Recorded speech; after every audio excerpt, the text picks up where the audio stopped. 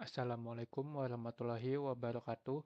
Perkenalkan, nama saya Muhammad Rizkan Karim dengan NIM 24108171100005.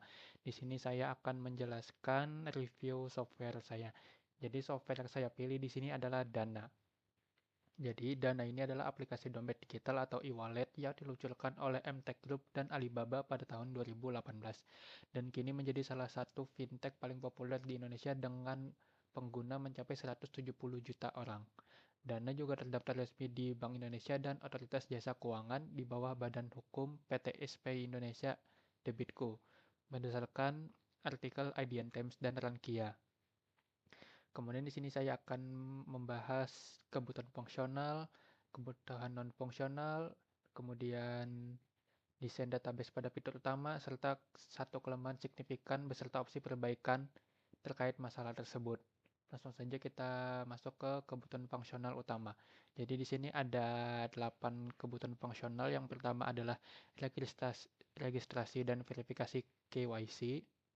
Kemudian yang kedua ada top up saldo, yang ketiga ada transfer dana, yang keempat ada pembayaran kris atau merchant, yang kelima ada riwayat transaksi, yang keenam dana cicil atau pay letter, yang ketujuh ada investasi atau dana emas, yang ke-8 adalah notifikasi dan OTP. Untuk kebutuhan non fungsionalnya di sini ada keamanan, performa, skalabilitas, ketersediaan, kepatuhan dan usability. Kemudian saya akan menerangkan desain database fitur utamanya.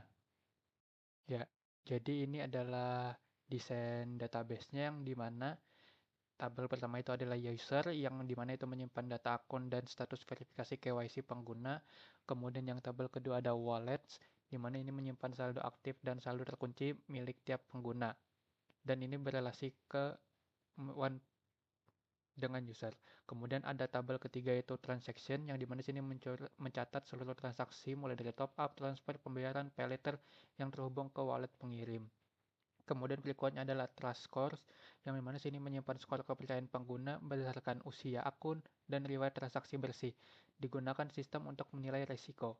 Kemudian ada fraud reports di mana ini mencatat laporan kecurigaan fraud yang terhubung ke transaksi dan pengguna terkait. Kemudian yang terakhir ada cash queue di mana ini antrian penanganan kasus dengan tingkat prioritas atau tier berdasarkan gabungan trust score dan nilai kerugian transaksi. Jadi alur datanya di sini itu ada saat terjadi laporan fraud pada tabel fraud report, sistem membaca trust score milik pengguna tersebut dan nilai transaksi terkait di transaction. Lalu secara otomatis menentukan tier prioritas pada cash queue beserta SLA deadline penanganannya. Yang akan saya bahas di sini adalah kelemahan utama dan opsi perbaikannya berbasis data. Jadi kelemahan yang saya dapatkan adalah di mana di sini ada penanganan keluhan dan pembekuan akun berjalan lambat dan kurang transparan. Berikut data yang mendukung temuan ini. Per Februari 2026, kasus pembekuan akun dompet digital mengalami peningkatan sekitar 18% dibanding tahun sebelumnya. Sebagian besar dipicu oleh deteksi transaksi tidak wajar dan pelaporan fraud. Kemudian proses mediasi saat akun dibekukan akibat laporan pengguna lain memakan waktu 7-14 hari kerja tergantung kompleksitas kasus. Kemudian sistem fraud detection dana tergolong agresif.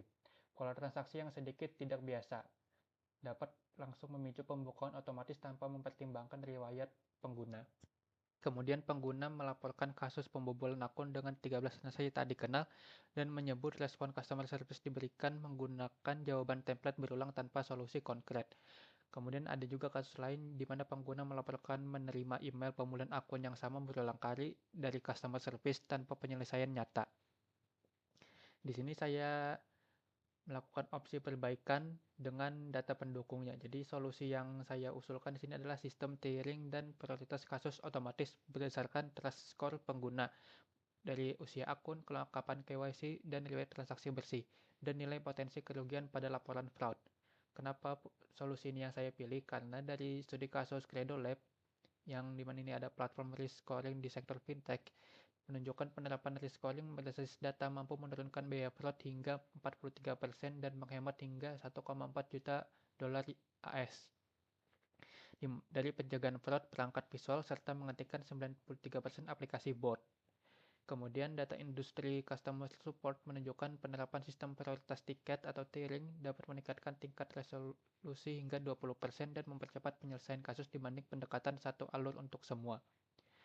Kemudian riset dari Antret menunjukkan tiket sederhana yang dirutekan otomatis selesai dalam hitungan menit, sementara eskalasi kompleks yang tidak dipisahkan justru memperlambat seluruh antrean. Nah, kemudian bagaimana solusi ini menjawab kelemahan di atas? Kasus dengan trust score tinggi dan bukti kuat otomatis deeskalasi ke tim investigasi senior dalam waktu kurang dari 24 jam jika merujuk pada data industri.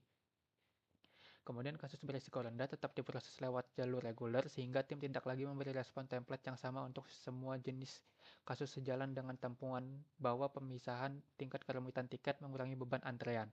Kemudian struktur database baru yang tadi itu yang ada trust score, fraud report, dan cache queue memungkinkan proses eskalasi berjalan otomatis berbasis data dan bukan manual, mencerminkan pendekatan risk scoring yang menurut data Credo Lab terbukti secara signifikan menurunkan kerugian fraud.